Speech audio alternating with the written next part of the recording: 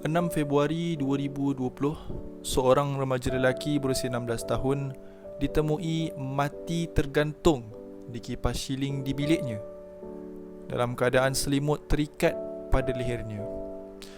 Kejadian didapati berpunca daripada depresi atau tekanan dari sekolah. 16 Mac 2021, seorang remaja perempuan berusia 16 tahun ditemui cuba untuk terjun daripada sebuah jambatan di kilometer 46 Lebuh Raya Kuala Lumpur, iaitu di Karak Berjaya Hills, Bukit Tinggi.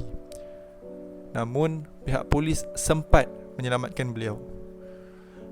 Kes juga didapati berpunca daripada depresi atau tekanan perasaan. Saya Muhammad Fakrul Radi bin Abdul Karim, E182759. Pada hari ini saya akan membincangkan satu topik mengenai langkah-langkah mengatasi depresi dalam kalangan pelajar.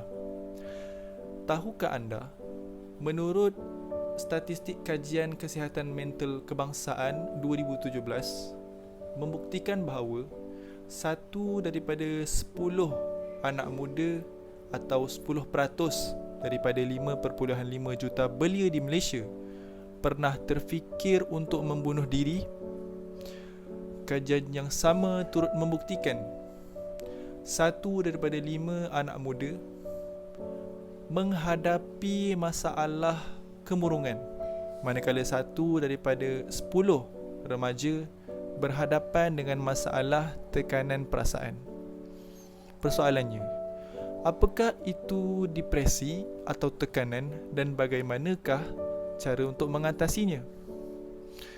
Menurut Kementerian Kesihatan Malaysia, depresi didefinisikan sebagai desakan atau tekanan yang dihadapi oleh seseorang individu berikutan peristiwa yang berlaku pada dirinya. Desakan ini termasuklah apa jua keadaan atau situasi yang mengancam atau dianggap mengganggu keadaan diri seseorang.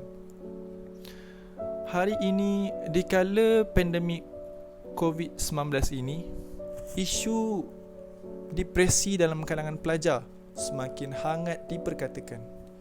Saya atau mungkin anda tidak terkecuali daripada berisiko untuk mengalami depresi ini, sama ada sedar atau tidak. Justeru penting untuk kita tahu langkah-langkah yang boleh diambil bagi mengatasi masalah depresi ini.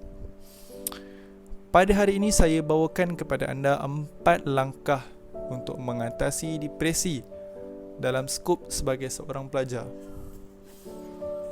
Yang pertama, anda perlu kawal emosi anda.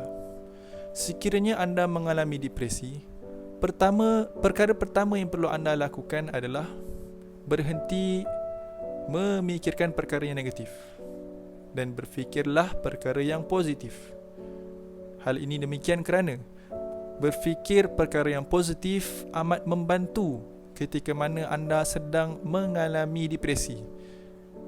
Ia dapat membantu anda menenangkan diri anda dan mengembalikan kebolehan anda untuk berfikir secara waras dalam membezakan baik dan buruk tindakan yang anda sedang lakukan. Namun begitu, fikiran yang positif perlu dipupuk terlebih dahulu. Antara cara yang boleh dilakukan bagi memupuk pemikiran yang positif adalah dengan membiasakan diri anda melakukan perkara yang positif. Membiasakan diri anda misalnya dengan bahan bacaan yang berunsurkan positif, menonton filem atau drama yang berjudulkan positif, atau mungkin mendengar lagu-lagu yang berelemenkan positif. Hal ini secara tidak langsung melatih diri anda, melatih fikiran anda agar sentiasa berfikiran positif.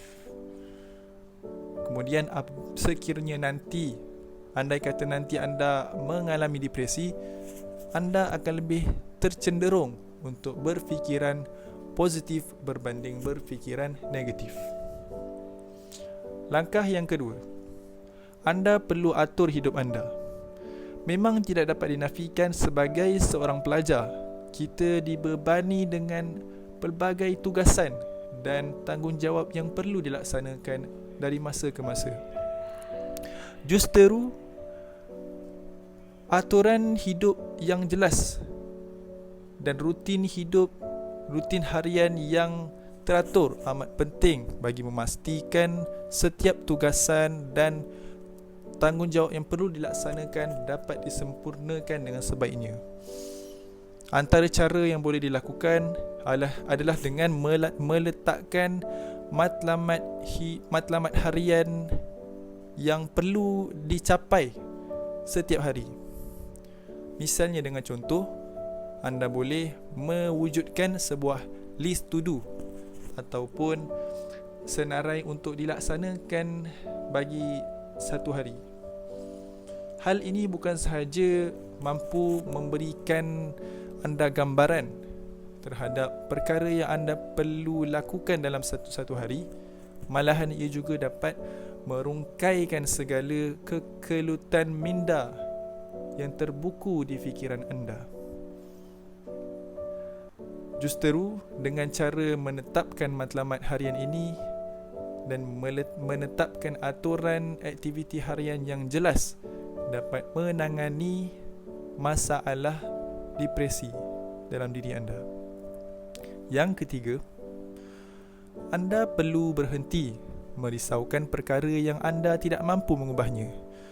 Sebagai contoh, dikala wabak COVID-19 ini, anda sebagai seorang pelajar perlu belajar di rumah, tetapi anda tidak mampu untuk memberikan komitmen yang sebaiknya untuk belajar di rumah. Anda tidak fokus dan sebagainya, dan anda risau sekiranya pandemik ini terus berlaku, anda akan mengalami kemerosotan di dalam akademik anda. Semakin lama anda merisaukannya, semakin tertekan yang anda akan hadapi. Justeru, carilah solusi yang sesuai dan laksanakanlah ia. Misalnya, dengan meminta tunjuk ajar daripada ahli keluarga yang mahir dalam pelajaran. Atau mungkin anda perlu meminta persefahaman daripada ahli keluarga agar anda diberikan ruang dan masa yang mencukupi untuk fokus kepada pelajaran di rumah. Dengan cara ini, anda akan terhindar daripada depresi yang mungkin timbul ketika anda belajar di rumah. Yang keempat, anda perlulah mengamalkan gaya hidup yang sihat.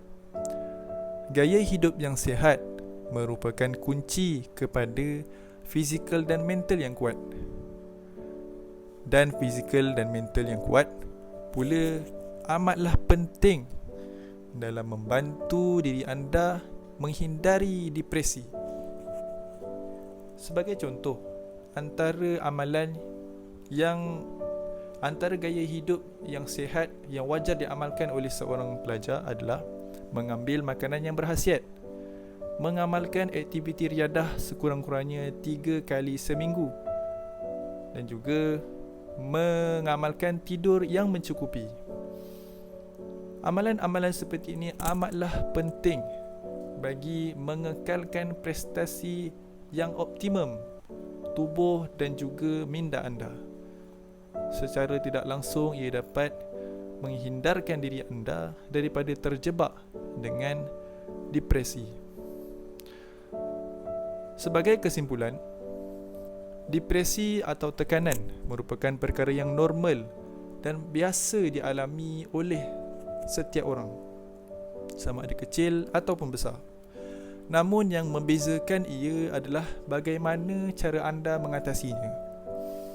4 langkah yang saya kongsikan sebentar tadi, iaitu kawal emosi, atur hidup, berhenti risaukan perkara yang anda tidak mampu mengubahnya, dan yang keempat, mengamalkan gaya hidup sihat, merupakan sebahagian kecil inisiatif yang boleh anda lakukan bagi mengelakkan depresi. Namun, segalanya terletak di tangan anda. Selamat mencuba. Semoga bermanfaat. Assalamualaikum.